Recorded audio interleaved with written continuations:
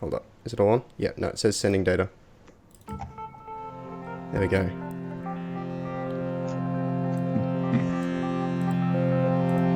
It begins.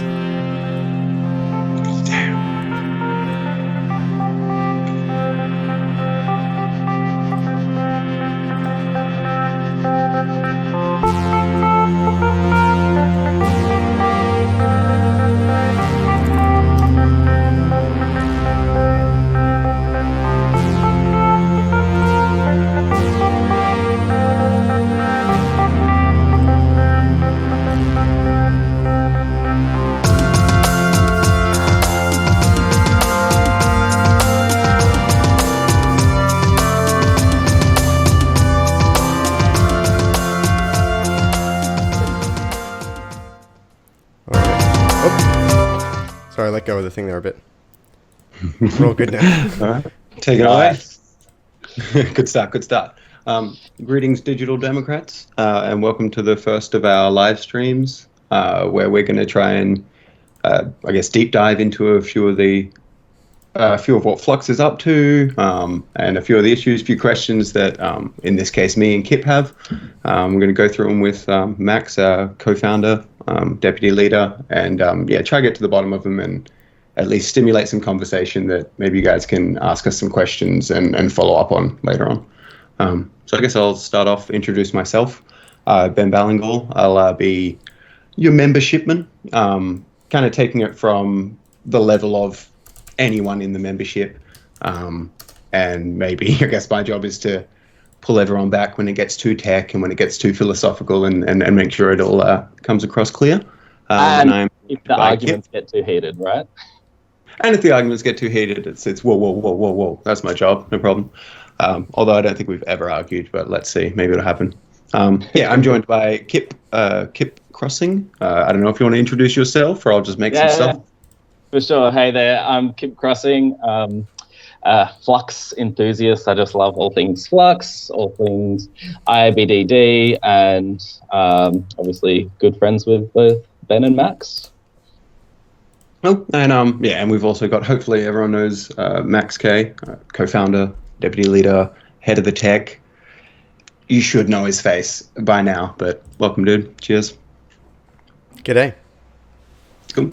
If you see down in the little corner, you should see the little agenda I knocked up. Again, I've kind of come in not too informed, and Max and Kip sort of have been in the background, I guess, having some more deep discussion. We're going to try and unpack a few of them.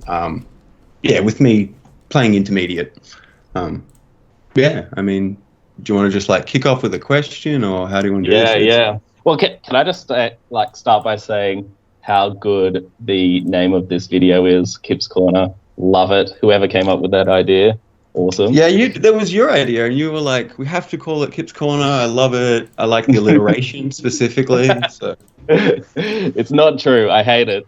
It's good. It's fine. It's strong, and it might change. This is the pilot or episode one. It sounds like, as a little kid, when you get in trouble, you're sent to the corner. Sounds like, Kip's Corner, go to the corner. You're in trouble. No. So I got a series of questions. This whole conversation started, or the reason for this conversation started, when Ben and I were having a conversation around, what is Flux, how we should kind of think about, define terms, segregate terms. And then I was with Max the other day, and we just decided, maybe it'd be a good idea to put it on a public forum. So, anything that we discover, we simply don't have to repeat ourselves. It's there, we can reference it. So that's kind of the purpose one of the purposes of this initial video. All right, so first question is essentially, what is Flux? Probably the most fundamental question. So how should we think of Flux? Is Flux a movement? Is Flux a political party? Or is Flux, simply just a brand name that can be used for a multitude of things? So if someone wants to kind of kick it away with helping, define and segregate our different Flux terms. Flux the party, Flux the movement, etc. So, Yeah, I was going to say, I reckon more than anything else, Flux is an idea. It's a movement. It's getting behind that. It's not the the party itself is less important than the idea. The party's just a means to get that in action. If people came up with other parties that had the same idea and implementing the same sort of system, that being issue-based direct democracy, then whether they're called Flux or not is not nearly as important as the way that they implement that idea. So that's it. It's the idea, it's the movement. That's what really is the soul of it. If we change the name of the party, Flux doesn't stop being Flux. Yep. And so do you think there is value in, I guess, specifying when we're talking about the party, saying Flux the party, just so we kind of don't get, confused with the overarching mission of Flux, which is bringing IBDD to the people? Yeah, it's worthwhile saying that, but not worthwhile worrying about that till the end of the world. You know what I mean? And in that case, is there any advantage in renaming the party itself? Oh yeah, no, for sure. That's all down to context, right? In terms of if you think about it, what you name the party is primarily, especially when you're a small party, is about how you do in an election, like how people read your name, how they refer to you in the media, what's written on the ballot, like that sort of thing.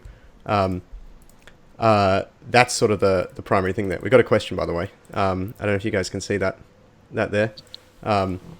This is our first time playing with Restream.io particularly. And Fletcher, that's exactly right. Issue-based direct democracy. Anyway, I'm just going to send Kip and Ben the chat link there so that they can keep up to date. Though it's on Discord too, actually. Yes, it is being relayed to Discord. Everyone, shout out to a Discord server, by the way. Please go join it. We'll chuck a link in the chat as well. Discord.io/Flux party. Yeah.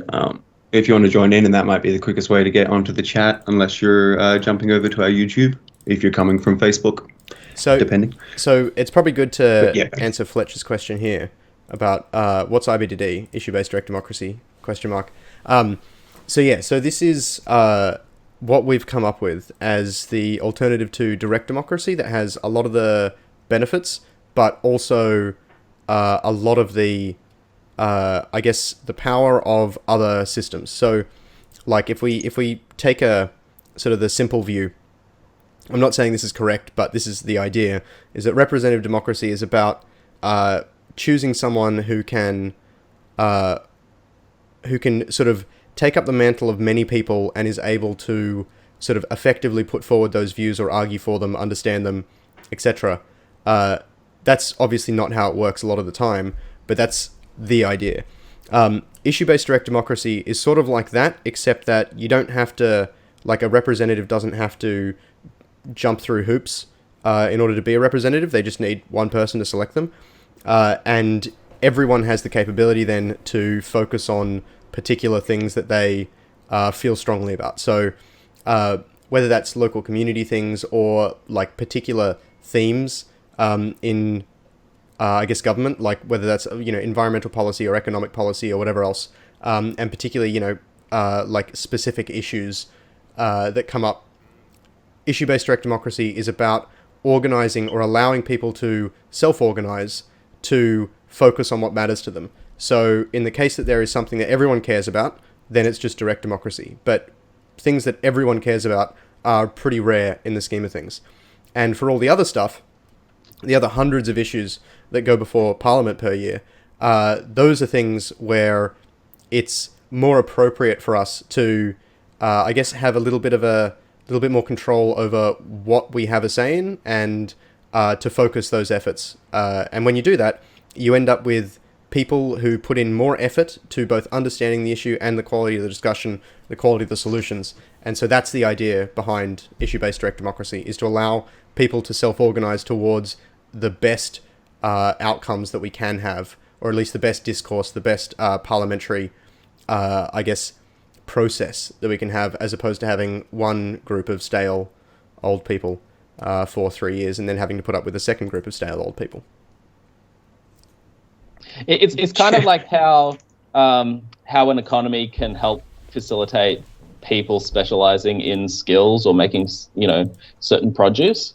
It's a similar idea, but we're just kind of taking that concept and using it for.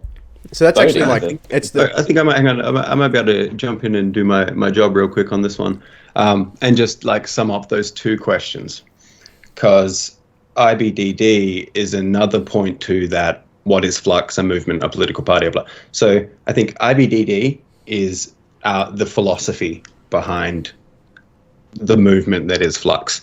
Flux is the movement to get IBDD into government and into power. Right now, a political party is obviously the easiest and most straightforward way to do that. But as for what IBDD itself is, IBDD is the fusion of multiple different democracies to try and democratic forms to try and achieve the best form of democratic government. But Flux itself is the vehicle that moves that along. Does that I guess sum up both those questions? Yeah, no, I think that's perfect. Yeah. Yeah. Well put. But as for the nuances of IBDD, as Max was saying, I'll leave that out. But yeah, I think in summing up those two questions for sure. Yeah, I kind of, for myself, have defined IBDD as, and this is my own definition, as a type of democracy that utilizes liquid democracy and vote swapping democracy. And each, liquid democracy and vote swapping democracy can have their own variations within those categories. But essentially, it's bringing those two types of democracies together. Now, what is liquid democracy and what is vote swapping democracy? I mean, I guess that might be a question for a different time, or are we happy to give a summary? I'll give a ting at the quick summary, just because I've tried to do this in about a million little videos and they all end up blowing out to like 6 minutes. So I'll try to keep it real short though. Direct democracy is voting, one person, one vote, yes or no on every issue. Liquid democracy is the ability to delegate that vote to someone you trust or someone that is informed about the topic. And our vote trading or vote market system is what's the term? I called it vote swapping democracy. Vote swapping, yeah. Yep. So the ability to retract from everyone's starting out with the same amount of ability or power, but the ability to step back from votes that you aren't informed about, and save up that energy and utilize it into somewhere you are informed about. That's, I guess, the shortest way I could put it. Is there anything I've missed there, or like a nuance that needs explained more? Yeah, I think one nuance is you might have noticed that I tried to stay away from the term trading, vote trading, because we don't want anyone thinking that it can be traded, for actual money, or like votes can be bought or sold. So an important nuance is that it's a self-contained market or ecosystem. Yeah. Okay, Yeah, and cool. that's why I use the term vote swapping. It's that kind of. Yeah. Cool. I like that. Yeah, I mean, it's so one of the things that's a bit difficult to, I guess to get across with a small number of words. It's a cross between swapping, because that really has the idea of with your peers and without the outside influence, but it's not so much that every issue is worth the same, which swapping implies. So it's like dynamic swapping. Yeah. It's sort of like barter is maybe the better way to put it. Yeah, because you want swapping in that it is something that I guess both parties benefit from, or like you benefit from giving something away, and you benefit from getting something back. But yeah, you want to divide that it's not equal on every issue, and so bartering and it being relative to when and where you're doing it is also important to note, I guess. Then, if that makes sense. Yeah. That said, one version of vote swapping can be 1-for-1. So, but that's obviously one variation, where there can be many. Anyway, we could dive real deep into nuances, but I think we've kind of covered that fairly well. You guys keen for the next question, or you want to make any more comments on that? Yeah, no, I'm keen to go as soon as we can. One thing that is happening at the moment, maybe we should just it does say we're live. So YouTube has been not very nice to us in terms of it's not working properly. I've been waiting for that. I did struggle with YouTube, but Facebook was tight. Facebook's my baby. Now it was just like streamed less than a minute ago. All right, I don't even know. It's going to be like a 5-minute delay or something. Well, it's up on mine. Worst case, we'll I'm recording it as well, so we'll upload it after. So yeah, let's just jump right in. Oh, I've got to fix Ben's thing. So this is another fun part of is streaming is trying to fix the stuff that happens live in terms of a little video just giving you that border again. Yeah, it's like getting bigger and smaller. Every time we nail something. It's I can't make it stay still. Oh gosh. All right, I'm just gonna leave it. Let's go. You try that. Fiddle around, try fix it. I'll try. What was the next bit? Quick. Well, yeah, I'll ask the next question. Keep us on track. But while I ask this next question, do you want to try do a screen share to Discord so people can, watch us live instead of having to wait, 5 or 10 minutes, however long for the screen share to Discord. I mean, I can. So we go to this bad BZ. Oh, that's a big one. I'll let you figure that out in silence if that's all right. Well, this is the Discord, right? Oh, you've got the other screen share because it's what do you call it? On Skype, not on OBS. What's going on? Connor asks. Yeah. Anyway, while Max is figuring this out, another shout out to the Discord. We have a really great community. If you're a developer, please jump on the Discord as well. We've got lots of dev projects happening. And projects. Volunteer projects, social media projects. Information resource. Yep. All right, great place to hang out with friendly people. Mm-hmm. How are we doing with those questions? Yeah, all right, next question. So this question is about the app. So obviously a lot of people are going to be asking and wondering about the app. And what is the app, some of the nuances on how we use the app and the different roles the app will have. So I'm going to put it in context of what I call the stages. So recently, when we were thinking about app development, we realized that the app, which is on the GitHub repository, it's in the Vote Flux GitHub repository. Is that what it's called? Vote Flux. Yep. Anyway, link will come in the chat, and essentially that repository is going to be built upon to eventually bring IBDD.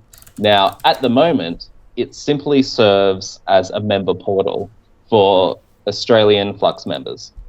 So it's exclusive to the Australian Flux members at the moment, but in the future, it will be open to everyone, not just members of the Flux Party. So Ben and I kind of broke it down into these 3 stages. The first being the member portal, the second one being a parliamentary mirror app. That's where we get the current bills going through Parliament and present them for locals like you and me to vote upon. And then the results per constituent will be published and emailed to your local representatives. So we can say, your member is not in line with your constituent, what's going on, etc. And then the third stage is IBDD, and that's when we actually have a Flux proxy or Flux representative in one of the Australian parliaments. And so, my question is, what is the scope of each stage? I mean, that, you just ask a lot with a few words there. Any stages are pragmatic, right? In terms of the thing that matters is the end goal. That's just like, I mean, it's sort of the nature of doing anything like this. The parliamentary app, the parliamentary mirror, the reason for doing that is to prove the tech, to get people interested. There's some like aside effects, like a polling type thing. When we having integration with the voter roll and making sure that people are validated and stuff is sort of nice, because right now with polls we don't get that necessarily. So there's stuff like that. In terms of scope, don't downplay it. It's like the most powerful polling system ever released. Please, brand it. I mean, that remains to be seen, but I really hope so. But it's for hype and for advertising as well, right? Yeah. Mm. And within the best world, it would have a impact on the way people lobby their representatives. Well, that's one of the ideas that sort of come up has been, this is a way to, like, you can imagine for every issue that goes before Parliament, we poll people, and then we have essentially a bot that emails the representatives who voted on the issue or who didn't vote on the issue and says, this is how your constituency voted, this is how you voted, this is your historical record, and we can make that public as well. Yeah. Or, you didn't vote on this, shame on you, your constituency is 75% in favour. It's one of those things where it's not, like, that's not our core mission, but it's definitely a good way to create some attention for ourselves. Yeah, yeah. And hype is super important as well, especially for a movement, because for a movement, you need people. For people, you need interest, and interest, you need hype. Yeah. So that's the second stage. That's the parliamentary mirror. Third stage, IBDD. We've got a representative in Parliament. What does that look like? What that looks like is, for the most part, probably what people imagine. You get an app, you vote, you choose whether you like and dislike issues. If you like them, or you can choose just to delegate to someone and not ever vote. That's fine too. Yep. But that's basically what you'd imagine, is you get yes, no on everything that comes through Parliament. You get the links to issues. You get links to people who have either made summaries or giving opinions or news articles or whatever else. That's just like a general aggregator. We can't really be the gatekeepers of any of that information. That has to be sort of, I guess, openly submissible. So yeah, that's the general idea. What that looks like, though, is the main important or interesting part of that journey is when we're in the balance of power and a contentious issue comes up. Because at that point, anyone who cares about it, their only incentive is their only way besides traditional lobbying to influence it is to start participating.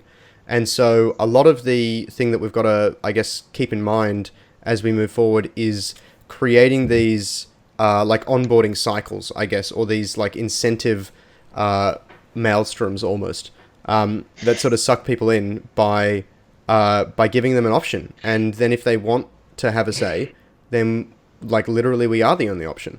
So that sort of sounds chaotic maybe, but the reality is the only way that we're going to get from this to anything else is with a form of organized chaos, and that's what IBDD is. It's worth noting there, little thing I was kind of thinking as you're talking, when we talk about stage 3, that stage 3, and correct me if I'm wrong, will only be applicable in the legislation and according to an elected member of Parliament. So it will run presumably side by side with stage 2 for the rest of Australia.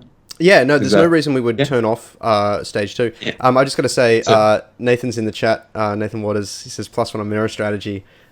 He has been one of the strongest advocates of that, and we actually spent a little while last Christmas sort of talking about that and strategizing what it would look like, and then doing a bunch of research into how the Australian Parliament website worked, and realized that, man, it is hard to like scrape the issues and whatever else that come out of that and provide anything meaningful for people. But You thought so.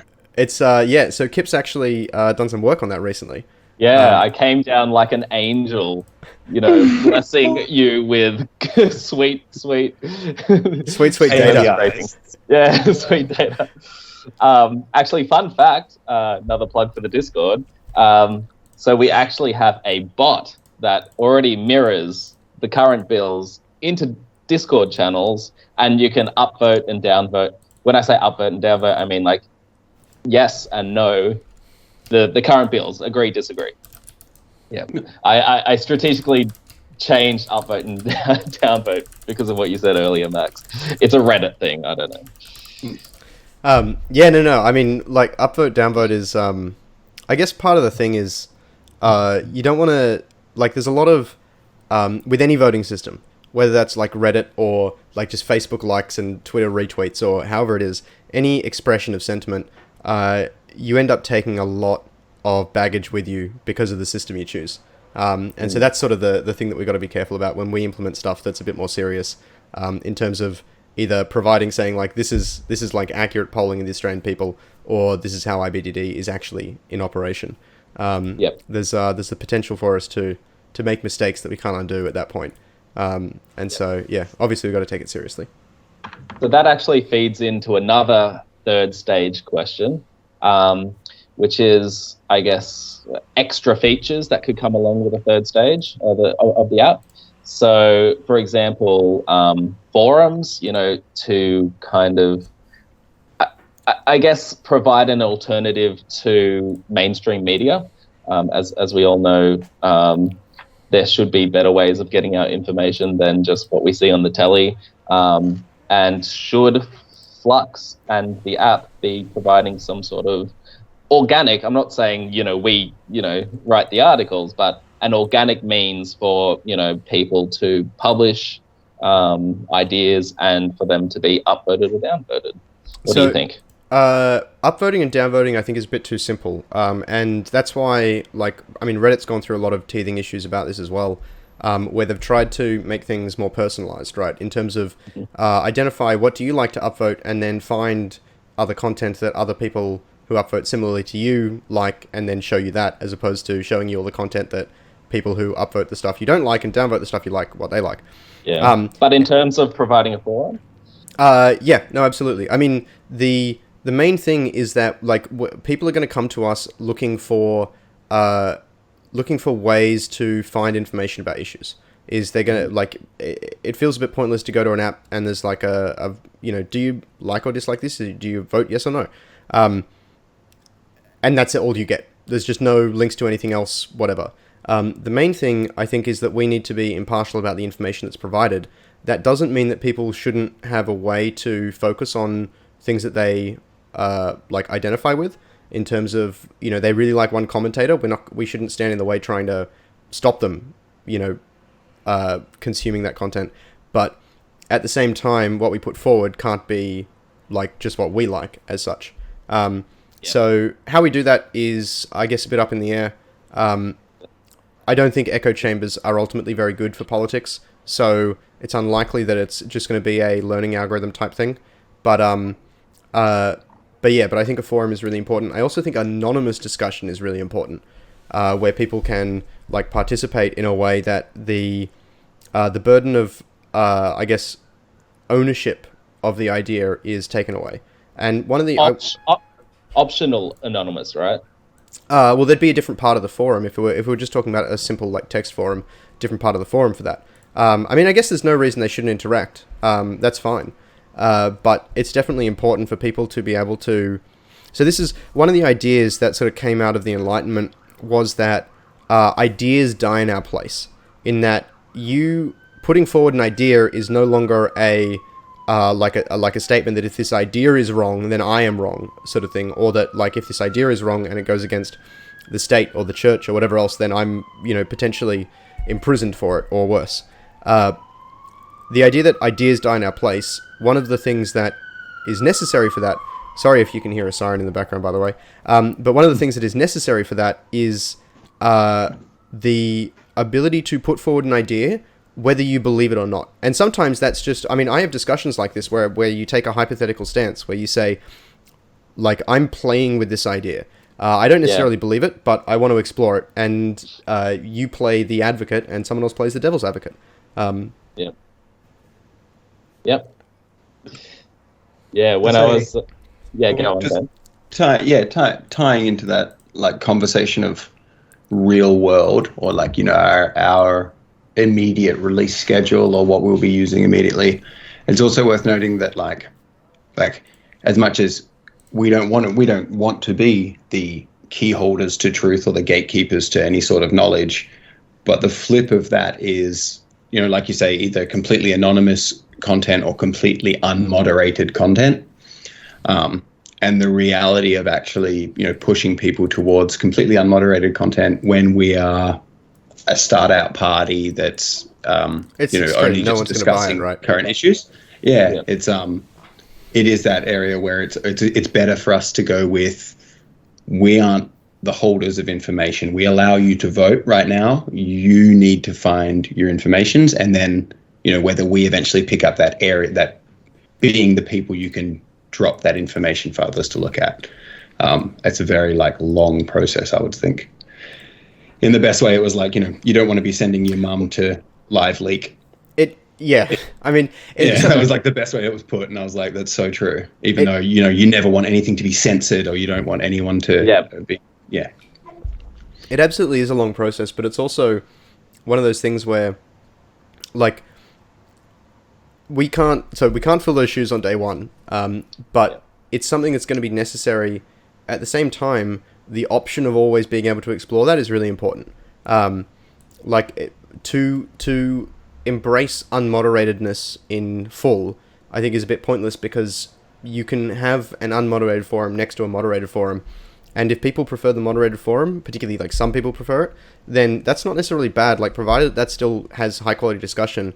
And for most things, you don't need a heavily moderated forum for high quality discussion. Maybe some things, and I think the real danger comes when moderators take the policing of topics themselves into their own hands, as opposed to the method of communication. But we can stay away from that. That's not too difficult for us, particularly because we've from the get-go, it's been we are impartial. That's like a key aim of Flux from the get-go. And maybe the the moderation rules could be voted upon as well. Oh, that's dangerous, because you end up with how do you vote on it? With one of the ideas behind issue-based direct democracy is that you need a diversity of issues to make it work. You need enough incentive for people to. But it doesn't have to be IBDD, right? No, but if you just go with plain democracy, then you can end up with a tyranny of the majority, and that's not good either. So you don't want that. And so voting on moderation rules without any limits would certainly be a mistake. But I see no reason that communities shouldn't be able to decide their own moderation rules. I mean, that's essentially what Reddit does, right? In terms of the subreddit moderation, not in terms of the global moderation, which is a different thing. Yep. Good answers. So if we're willing to dive deeper into the rabbit hole, maybe stage. I was just going to say, maybe we should just, Josephine's just mentioned that her biggest concern of Flux working is the age of misinformation. So I guess hashtag fake news, and people sourcing their own reality through research without it ever being factually checked. So this is, I mean, my view on this is that it's a really difficult problem to solve if you're looking at it from the point of view of, we want all published information to be of a certain accuracy or to be of a certain standard.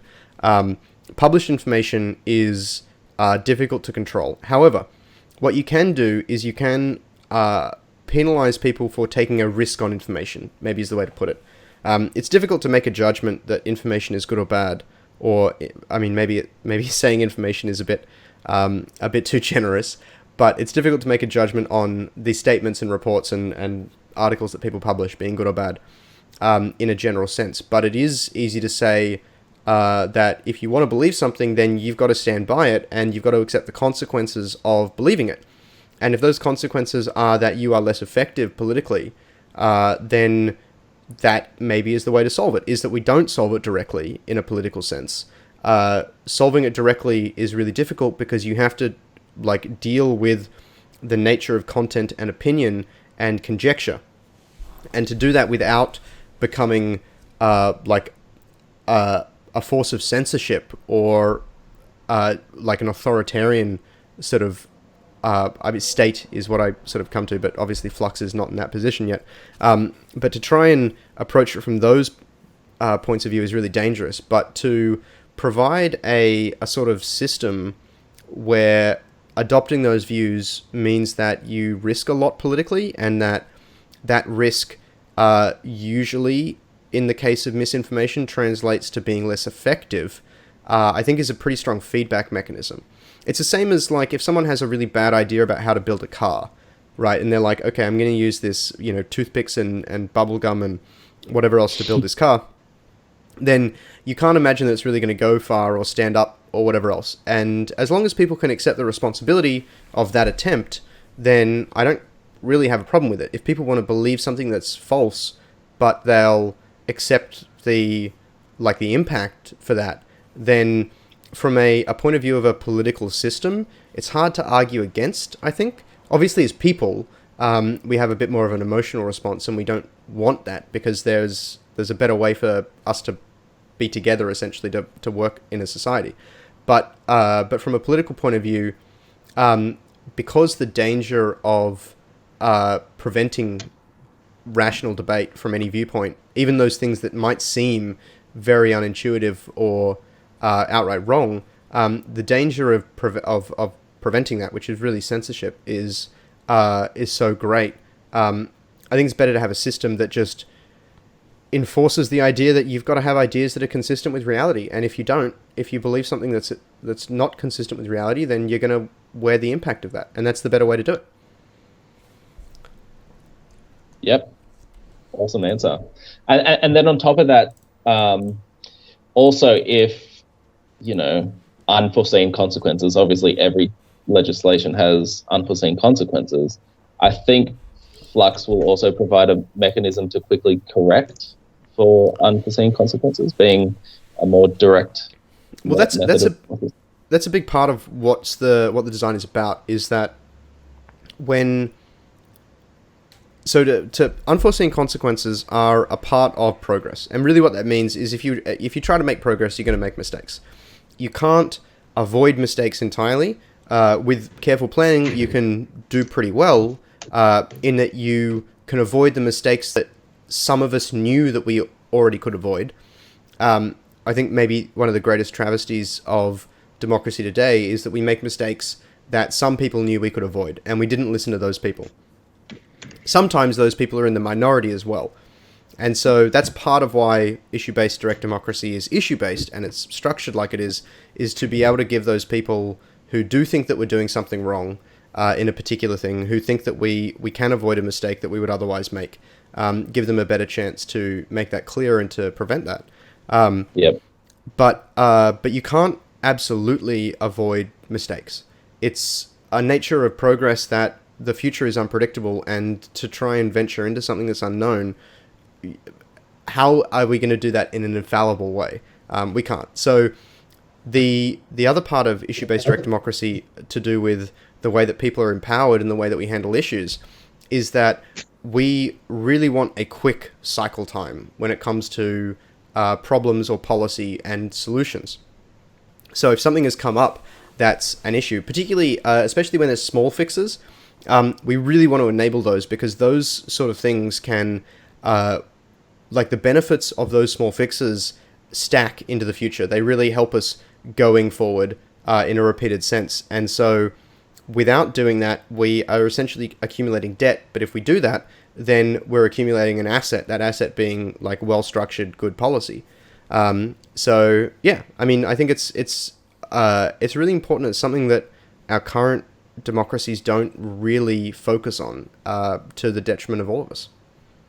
Yep, yep, and that kind of feeds into discussing a potential fourth stage, and I like to imagine this fourth stage of the app. If you've just joined us, we're talking about stages of the app, and the fourth stage is when we either have a majority or completely own the parliament with Flux proxies, Flux representatives, and I guess the whole reason for representatives in a classical sense is gone.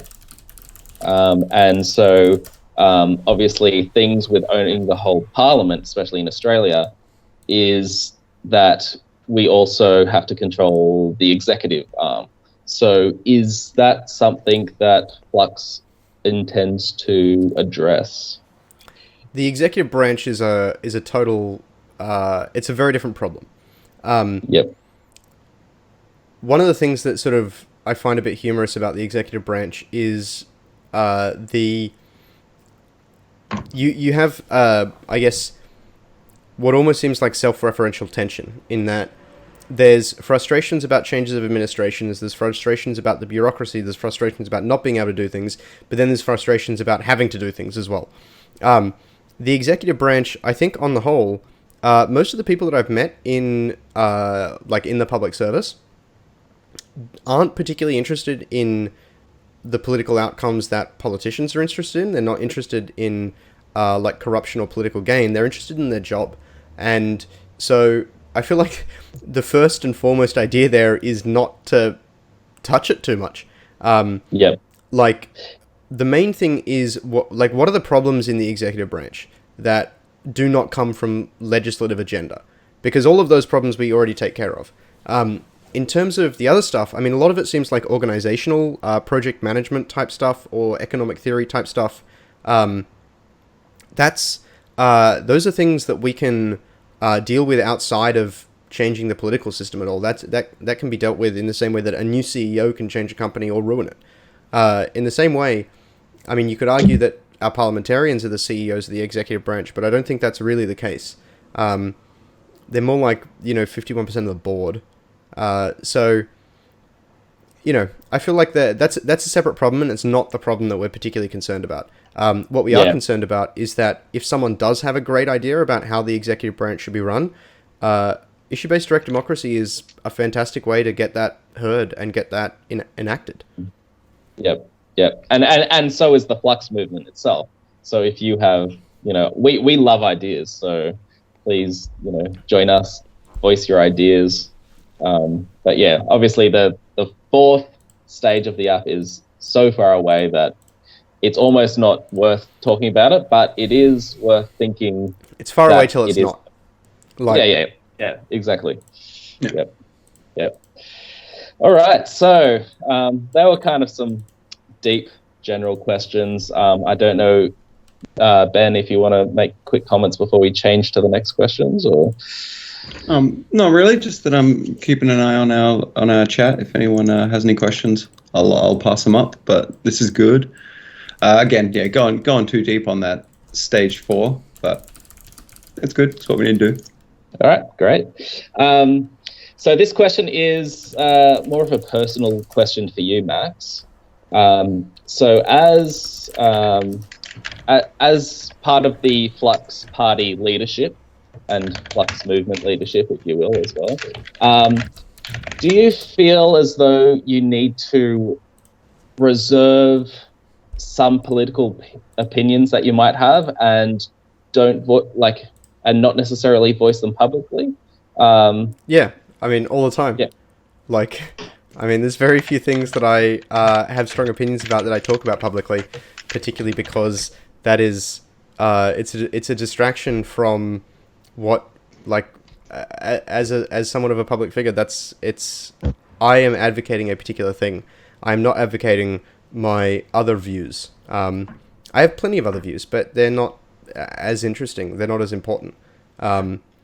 They are important in general, but as a comparative situation, I'd prefer that I can like promote Flux unadulterated as such without letting my own views pollute it. And that's a really important part of it, is that like my views are not my views, regardless of what they are not more important than Flux. They're not more important than the instantiation of better like problem solving skills society wide, or I guess society wide is maybe an ambiguous term, but in terms of the way that society solves problems, though the improvement of that is far more important than anything that I believe is either a pet issue or my other views on big topics. There are people out there who profess those views. I don't need to do it. Yeah, and I suppose you can always revert back to voicing your opinions anonymously. Yep. I don't typically, but I usually just keep it to friends and things like that. Yep. You've got to remember, Google's always listening. So if you're going to do it, well, as we found out setting up for the stream, where I had to figure out how to turn off the OK Google thing, which luckily it's not activating now. So, but man, it's a mess. We've got a good question from Tarek that might Flux lead to a more erratic politic where public whim becomes volatile and difficult for other countries to negotiate with. So again, this is deep into post having decent control in Parliament. Yeah. So this is a bit of a difficult question. I do want to mention as well. So we do have other things in chat here. So we've just got Mofasine down in Melbourne, who's involved in the Designing Open Democracy. Involved is an understatement, really. He's been driving it for a while, but so thank you for tuning in. We also got Ryan, who's asked, what's your opinion on the effectiveness of IBDD regarding economic versus social issues and those that bridge both, like climate change? So one thing, Ryan, when we do talk about this, I like to take the Adani mine as an example of the difficulties of these sort of issues, both because it's smaller in scope. I don't have a particular opinion on it, or at least I don't profess one, and it's something that we can tackle. So maybe I might just add those to the little list we've got here.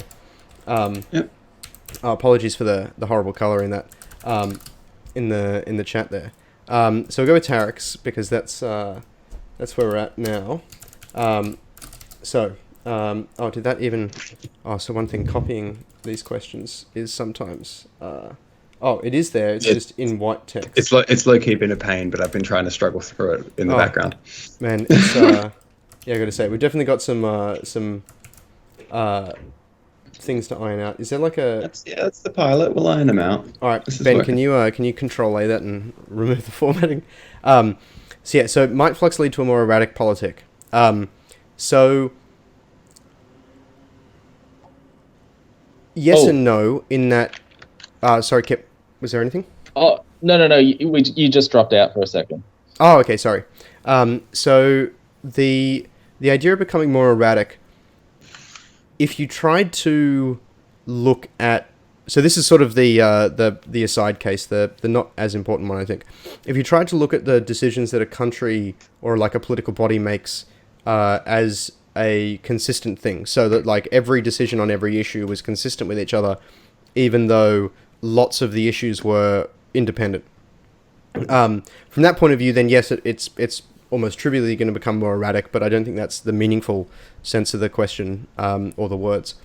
The better way to think of it is like the erraticism, if that's a word, for the way that people, or the way that decisions are going to be made, the way that things are going to go forward, that is, I think, going to be maybe more just in its variance.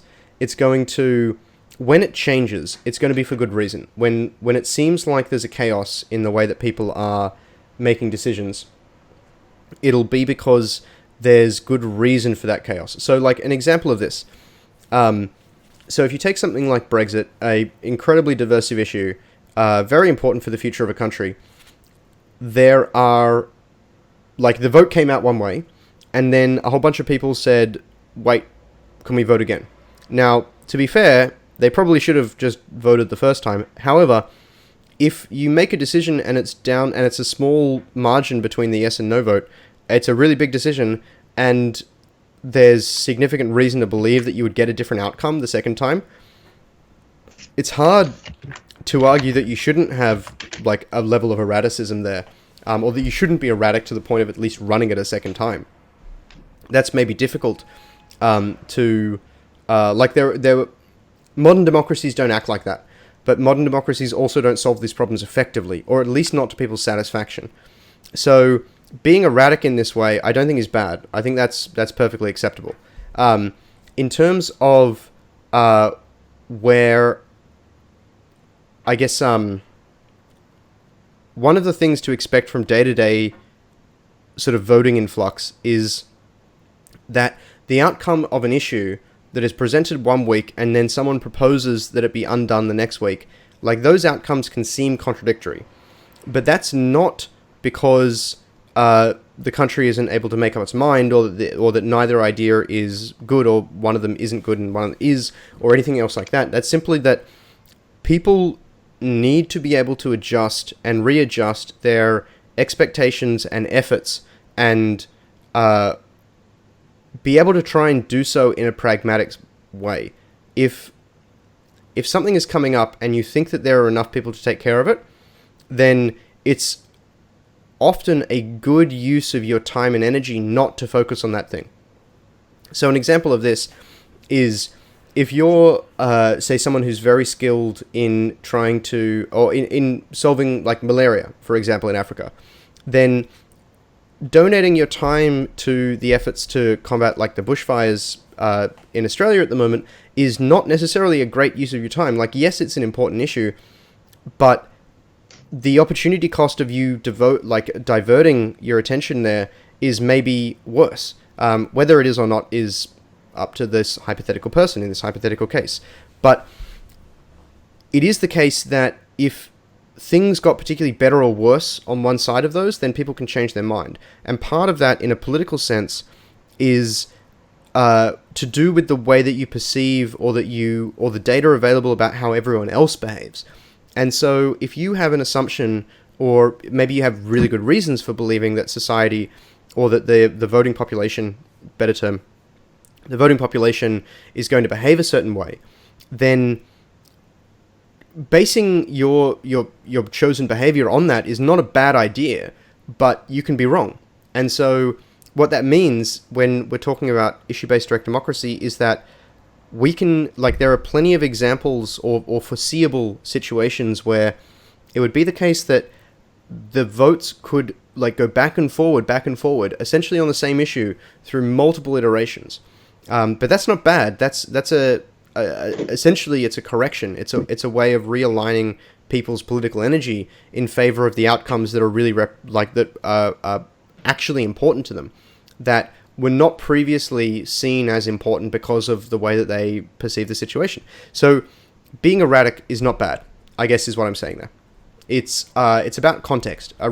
Being erratic without reason, without direction, is bad.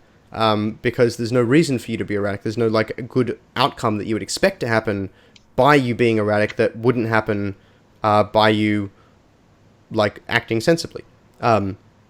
So I guess, yeah, it's a difficult thing to sort of think about. It's an unpredictable situation. It's not something that we can easily say that this is going to be good or bad, but we can say that the inability to change or the inability to react to new information is bad.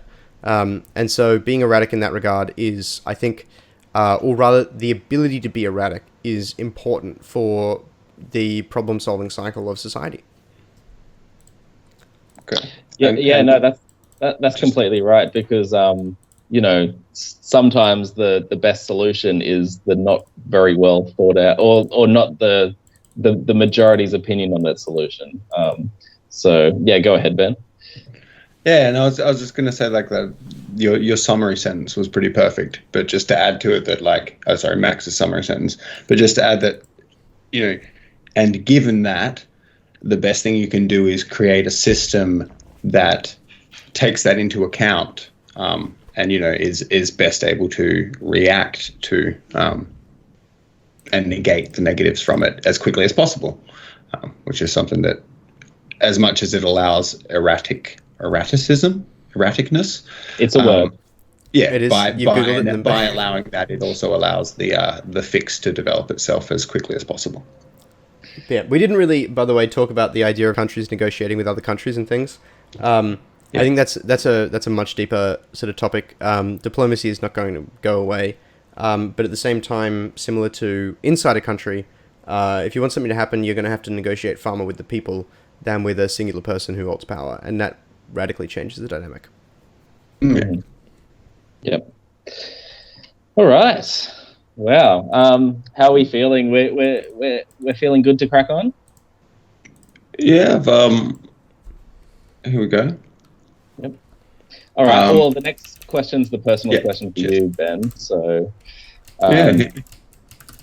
So, essentially, so if anyone didn't know, Ben helps maintain the Flux Party social media presence. So anything that you see on Facebook or Instagram or any of your super mean DMs, I read every single one of them. Yeah. So the question is, obviously through those mediums, you're representing Flux.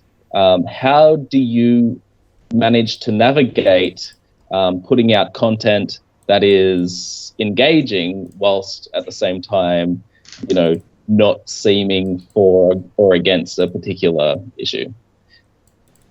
Oh, it's kind of been a hard one. I mean, to be honest, I'm just lucky that there are so many pertinent issues coming up nowadays, where I'm just reporting on the news. But yeah, it is very hard to not delve deep into political issues as a political party. It's what people expect, and I guess it's especially what people come to a social media account of a political party. So yeah, it's been pretty hard, but we've got building a volunteer team to check off that has multiple. The party has so many political biases and political ideologies that we try to reach out to everyone, make sure we're taking suggestions from everyone. So again, if you're on the Facebook, Instagram, the YouTube, you can suggest articles or feel free to call me out if you think I've got a bias. And as always, join our Discord, discord.io/Flux Party. And we have an ability for people to suggest articles or suggest topics that we can talk about. But other than that, I mean, people know what we're about, hopefully. Yeah, because I have noticed that one of your strategies is to, put a link to some sort of contentious issue and simply pose a question, because posing a question is technically not biased, is it? It's, OMG, this is outrageous. But how is outrageous? We're not specifying, right? Yeah, pretty much. We're very much like what do you think? Or how would you, if you could decide, which, is the very bare bones, core of our party. So I'm staying on message. It's a lot of that. And it's like, if anyone, wants to advocate digital democracy, it's the same thing. It's very touchy for people. It's a political party. So the best thing you can do, is just ask people what their opinion of something is, and then be like, gee whiz, don't you wish you could express that with any power? That's the real basic, trying to keep that message going. Yeah, I think so. So there's an interesting point that's been raised by Josephine in the chat here. So the idea of the exploitation of a general reaction to danger that most humans have. So she uses Adani as the example. And this is sort of interesting. She says people may vote for their jobs and not be concerned about long-term environmental consequences. Both things are a danger. It matters which, how do you see that? In the sense that if you're someone who's looking for a job at Adani, and I'm not talking about geophysicists, I mean, the majority of the people who would be employed there, they probably do feel like they're in danger. It's different to the way that people who are not in that like close environment feel like there's danger. It's difficult to say that one thing is right and one thing is wrong. What we can say, though, is that when these sorts of issues come before a system like issue-based direct democracy, as opposed to a straight-up like direct democracy style vote, which is essentially what Parliament is. It's just a very small population and a very particular population. But when something like this happens, like we talked before about the idea of these things going back and forward, about the idea of like this interaction between the existing votes or the votes that already happen on this issue, informing voters about how they should vote again if this issue were to come up.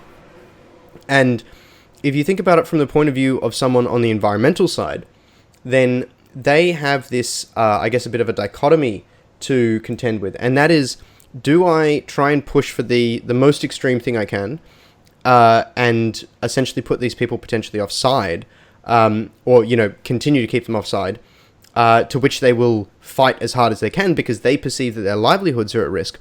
Or do I try and find a way that is more acceptable to both parties? And the same is true from the other side, in that the people who feel like their livelihoods are at risk, do they push for the most security they perceivably can have, and consequently, put environmentalists offside? Or do they try and find another sort of like compromise that might still let them have jobs, still keep most of them employed, maybe even keep more of them employed, but is not as egregious from the other side's point of view? And the important thing here is that it doesn't sort of... It's... A lot of the time, it doesn't matter how right and wrong these people are. It matters that they care, and that the idea of solving problems in a democracy is ultimately solving problems that we can get, all of us can get behind as much as is possible, I guess. That we're able to collaborate to try and solve problems in an acceptable way as opposed to an unacceptable way, and have that unacceptable way enforced upon a large section of society, like 45%. That sort of thing, I think, is what we really want to avoid here. The best outcome, realistically, from all of these sorts of problems is not that one side gets their way. It's not that we just end up with this mishmash of both sides' ideas where half the people get jobs and half the environment is saved. That's not the point of this, but the best way is that someone comes up with a new idea that has not been considered yet, that is superior, in essence, to everyone else's idea that was the case.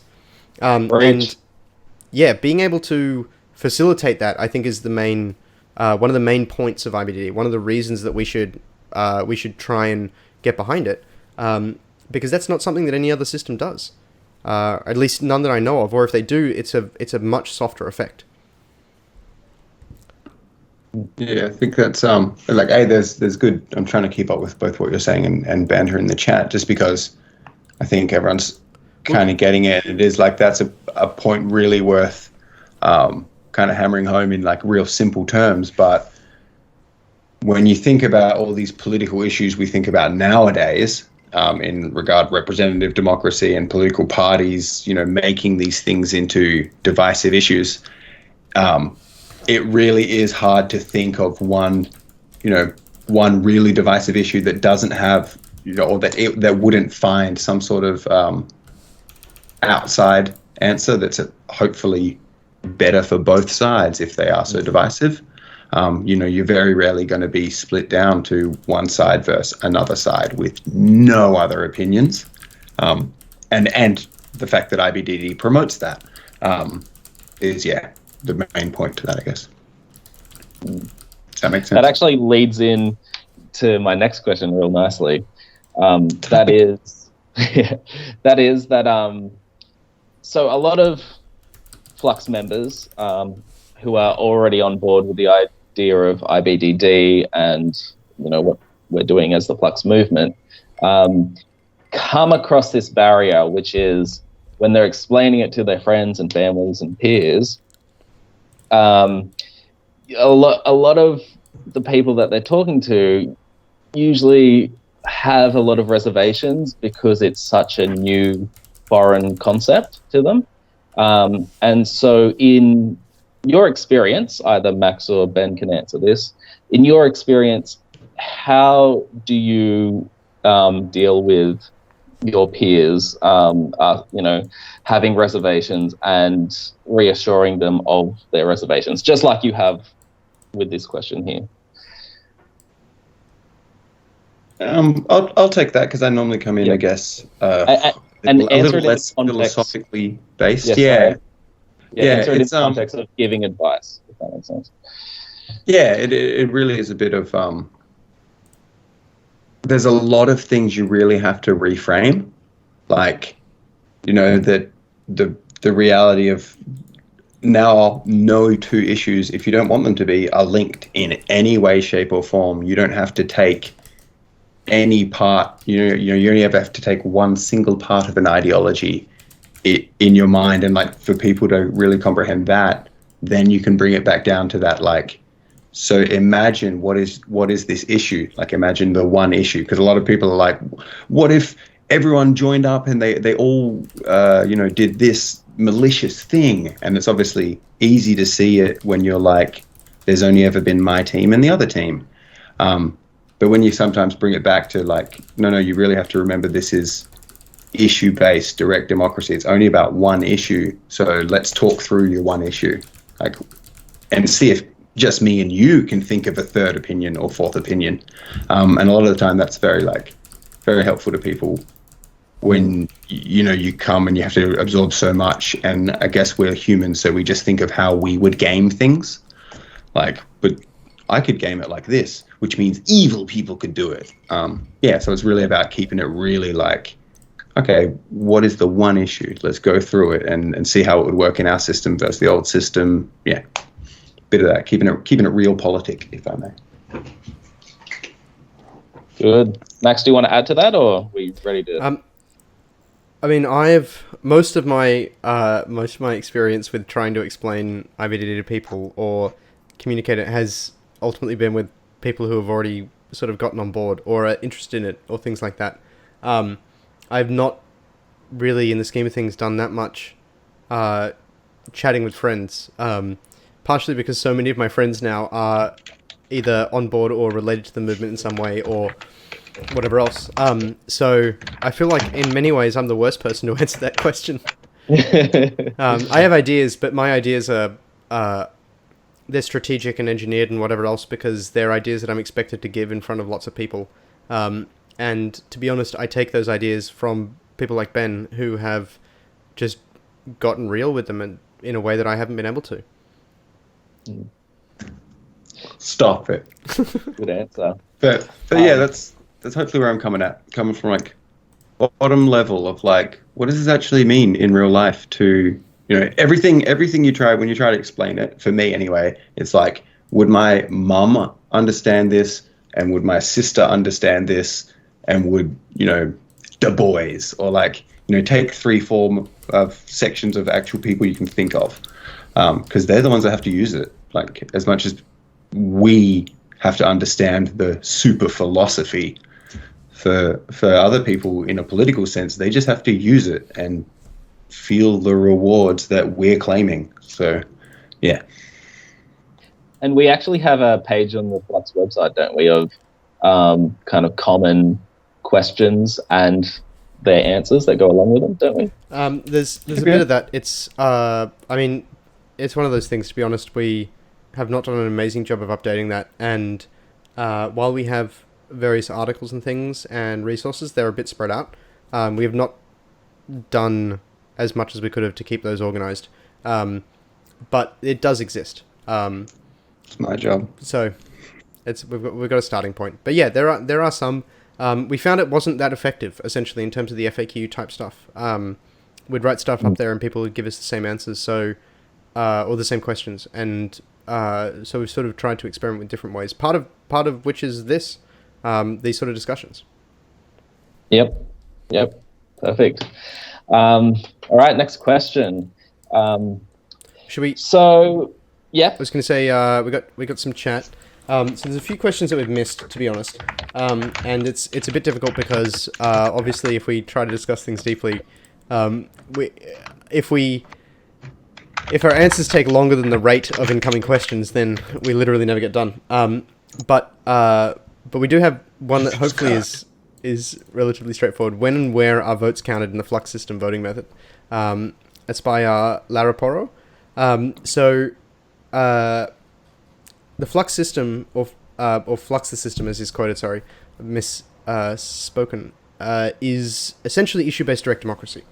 The idea here is we have a particular methodology of distributing votes and allowing people to reorganize and then to vote on things. So in terms of where they're counted on every auditor's computer in terms of, and an auditor is just anyone who seeks to audit the vote. So in the same way that, I'm struggling to remember the term in a scrutineer. So essentially, the term is the same. Anyone who wants to be a scrutineer, which can happen automatically, you can just, in the app, you can say, download every vote, give me the results. And that will happen on your phone or your computer or whatever. It's really not that much in the scheme of things, with the exception of referendums, where everyone has to vote.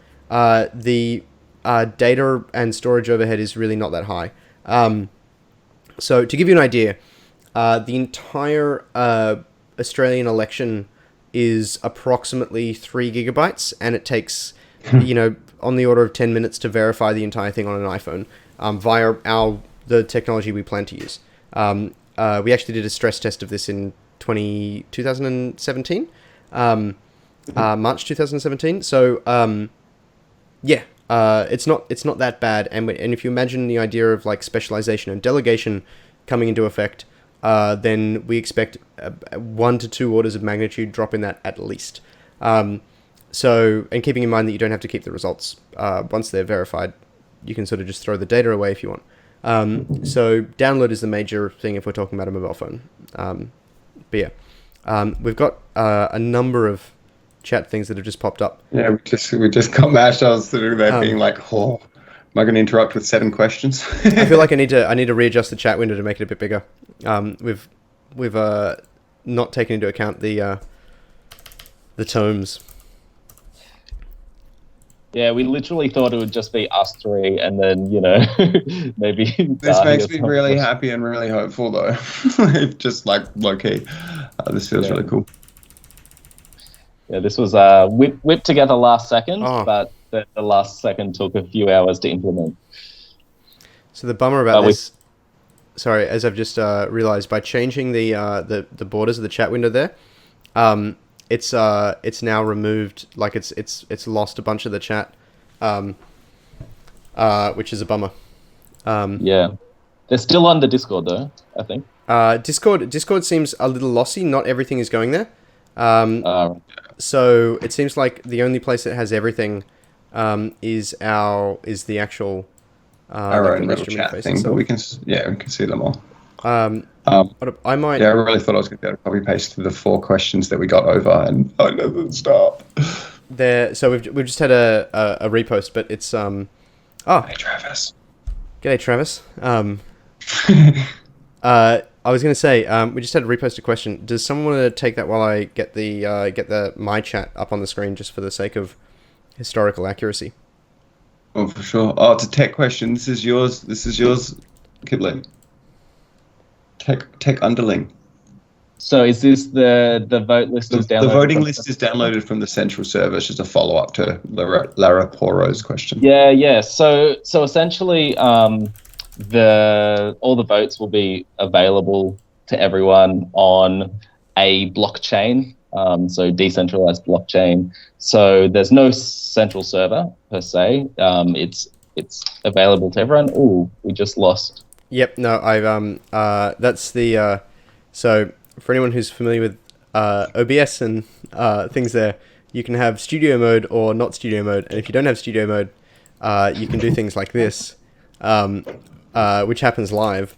And that's very useful for some things, but it's not amazing when you try and change things on the fly. So I'll just change it back to studio mode while I get the chat back up. But anyway, that's the short answer. It'll be on a public ledger, all the votes, so there's no downloading from central servers. Yeah, just to emphasize that, the idea is that all votes are so we batch them for the sake of efficiency.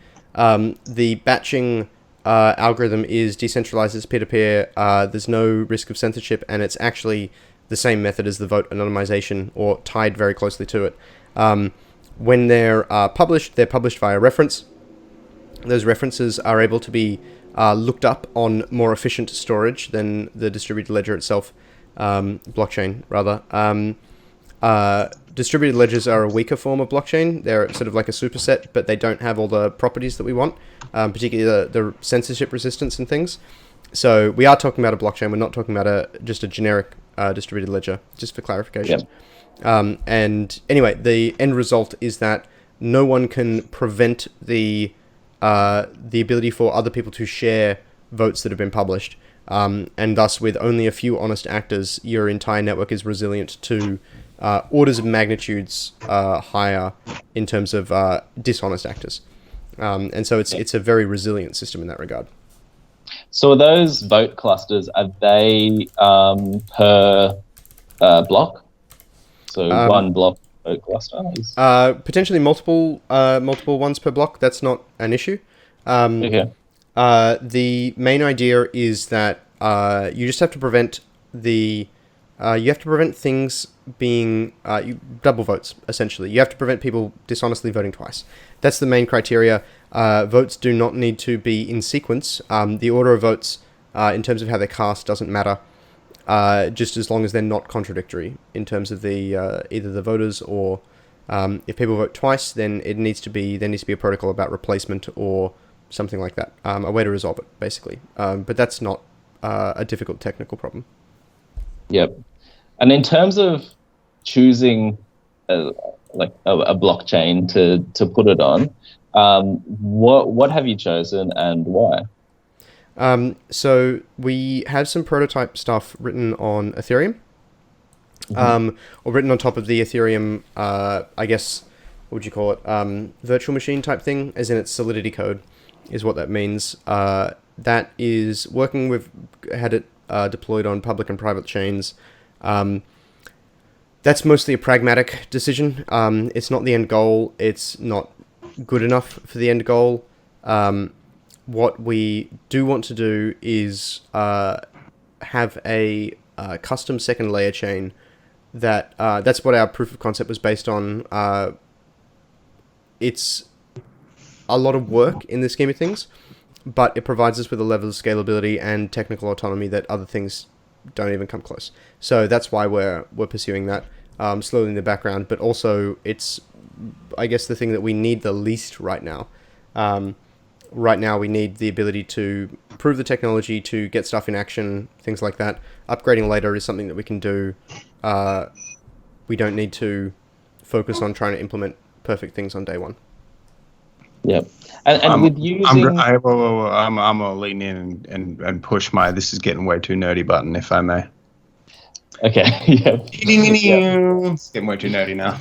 Well, maybe this can be its own, session in itself. We'll do a mad nerdy one where we get deep into blockchain and. I do hope we got Laraporo's question, but oh god, that went deep. I glazed over for a bit. I don't blame you. But so, do we think we should jump back through our chat questions? Yeah, do that. Going down our theme, which was getting tech related, so hence why I was pulling the trigger. So we've got some good banter. I think there was one question for you, Ben, which was surrounding using voting on Facebook. Like, how you can vote and do polls on Facebook. Nathan suggesting we do polls. Yeah, I flip that coin so often. I think yes, because we're the polling party, if you look at us really basically, and people should, on our social media, should think about polling. No, because I don't ever want to stand by the results of a Facebook poll as a political party. So it's a bit of a hard one, that one. So hence why I play safe and don't do them. Facebook is it probably would make sense. It's a jungle out there. Yeah, it's like polling makes sense because that's our party, but like Facebook polling is the direct anathema to our very verified, legitimate voting. That's why I don't touch on it. But I mean, it's a good idea. I mean, I guess the worry, I guess, if we can call it that, is we don't want to be someone who says that we have a secure voting system and then, oh yeah, by the way, we're running this event and we're using SurveyMonkey. That's like engagement is one thing, but we'd have to do a lot of work in terms of we'd have to create like an app with Facebook. We couldn't just use the Facebook voting thing. We'd have to get people to like register via a single sign-on type thing. This, by the way, would mean that we would know how they vote on various Facebook stuff. It's not particularly information that we want to even be party to for a temporary period. Facebook it's just a kettle of fish. It is a kettle of fish. That's all. Yeah. So, all right, we've got another one just that's which is a good one because it's like I think this is a weird one for us to answer. But we have to answer it. If you manage to get a representative into Parliament, how is it going to work with the normal representative? They're assumed to be an autonomous actor in the Parliament.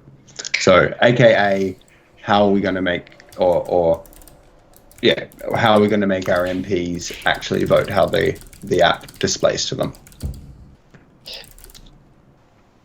Good question. I was going to say that wasn't for me, was it? I'm just that was sort of you. Otherwise, I can take it. I just phrased the question, so it's confusing me now. But I think this is like, for a lot of people, a big sticking point. That this person can go rogue at any moment. And I think for a lot of people think that would just destroy Flux. But in reality, it shouldn't and wouldn't. It would destroy that person who has now proved themselves to never be trustworthy as a representative towards us. So it's like, legally, and it is in the current state of representation, it is a good system that, parties can't make you sign a contract or like punish you for not voting how they want you to. So for us, it's more the fact that those people have now just openly backstabbed their entire community and the open voting. It hasn't broken Flux. It hasn't broken people's ability to vote on issues. That specific person just used this rule. Yeah. I mean, it's definitely in the case of something like that. It's obviously, particularly in the beginning, quite a blow to us if that happens. Yes. We don't want that. We want to. This is one of the reasons that we don't do, for example, like an open election on who should be our candidates, because that would make us more vulnerable to this if that person were to be elected. Yeah. The thing is, though, I think as well, in a typical political situation, someone can go rogue against a party and maintain integrity, because they have other, like, they can say the party's values drifted from mine, I'm representing my people, etc. Yeah. If someone, like, you don't have that excuse with Flux, because you've stood up there and said, I believe that this is the best way to solve problems, that I believe that I should be the person to do this, and presumably if I have an issue with this, then I'm going to raise it before I try and do something drastic, and moreover that my opinions are less important than all of yours. So to then go rogue is an entire departure from that, and I think that the impact on one's reputation or on the perception of one is such that that's a pretty negative social consequence for doing that. I don't know if anyone would realistically... If people tried, it's not like they would have a political career to go back to. So we have a little bit of a fortunate position because of that, but the reality is it is a risk, and it's something that we, within today's legal framework, are not able to solve via contract law. For example, we can't go out of jurisdiction because of Section 44. There's like, our hands are pretty tied on what we could do to try and solve that problem. Besides, choose people with integrity. That's it. Yeah, it's that. It really is. It's that. Yeah, we pick people with integrity because they understand that they're going for this reason only to represent this app, not to side with the political party that best upholds their X view. Yeah, it would be to. So as soon as they do it, they're now completely debunked as having any ability to say what they stand for ever again. Like, it kicks them out of politics, and it kind of embarrasses us, but we keep rolling. So it's the best way to put it. And what, especially during the beginning of Flux, one of the reasons that we attempt to create a relationship between our candidates and obviously the rest of the party is to help create a level of trust. And so that level of trust is important, to give us peace of mind that, oh yeah, that candidate, especially a top candidate, is, going to be someone we know we're, 99% confident, or, 99.99% confident that they'll be, gung-ho on IBDD and upholding the values of the Flux movement. Oh, fat boy. First, I'd let my cat. Is that your cat? No, it's my little mean boy. So we're almost reaching the hour and a half mark. Shall we start wrapping up? I think so. I'm going to copy paste every question that we've missed, and I will make sure they are at least answered in our Discord, if not in the next version of this, because I know we've missed, I'm going to say 6 or 7. So we'll copy them all out and make sure that everything does get answered, and maybe we'll hit this will be round 2, but yeah, I'm probably close to winning myself, boys. I think it's 11 o'clock Sydney time at least. Yeah. Well, for all of us, right? I can't believe how many people turned out, and I thank you so much. Oh, it's fantastic. Yeah, thank you, everyone. I it's really really didn't expect good. a single person. And if I anyone told my wants girlfriend have to watch this, and I didn't expect her to. Yeah. I was going to say, if anyone wants to have a more one-on-one chat with any of us, we're here. We're on Discord Monday nights. Most Monday nights we hang out 9:30 p.m. Sydney time. So if you're in Perth or wherever else, you can do the math and figure out what time that is for you.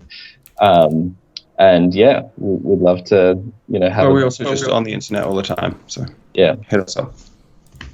Yep. Just to finish up there, Josephine's just asked, would a representative of the Flux Party, would they read arguments in Parliament? I presume that's the consequence. Would they read arguments as voted on by the party, or would they not take part? On the one hand, the debate that they're reacting to, in terms of the decision is going to come out of people, and that debate is already going to have happened outside. I see no reason they couldn't read statements from people, particularly people who are significantly invested in issues. There's no reason to say that we shouldn't do that, just because. I mean, why would we not? It doesn't harm the party or the movement if it's read appropriately. It just has to be. It's not the parliamentarians' viewpoint. It's just like, these are the issues that people care about, and I am here to represent like those statements in Parliament. And I think not doing that is essentially a waste. So yeah, I don't see any reason that would not be the case. It's just they've got to be appropriate, and we've got to read them correctly in the right manner. Yeah, I imagine it being something like, Guy Sebastian has this question about, copyright amendments, and it'll be read out. You brought it back with the Guy Sebastian. Man, blast from the past, that is. He's still around. He's still relevant, yeah. No, he's still relevant. That's a different question with a different answer. Yeah. Fair. Alrighty. All right. Again, thank you, everyone. Thanks it's everyone been for tuning fantastic. in. Really appreciate it. Outro music. Oh we yeah, play the yeah. outro? Hey. Okay, Just yeah. the Hold intro up. Let music? me. I'll change back to the thing. So this is where the magic happens. Here it comes. Magic, We've got everyone. Discord, Yeah. etc. Now we need VLC. There we go. Play. So if anyone's wondering, Flux 34 space open paren 1 close paren dot mp3. That's where it's at. I gotta turn the volume up first. It's Flux I theme can song. fade in. We'll be licensing it.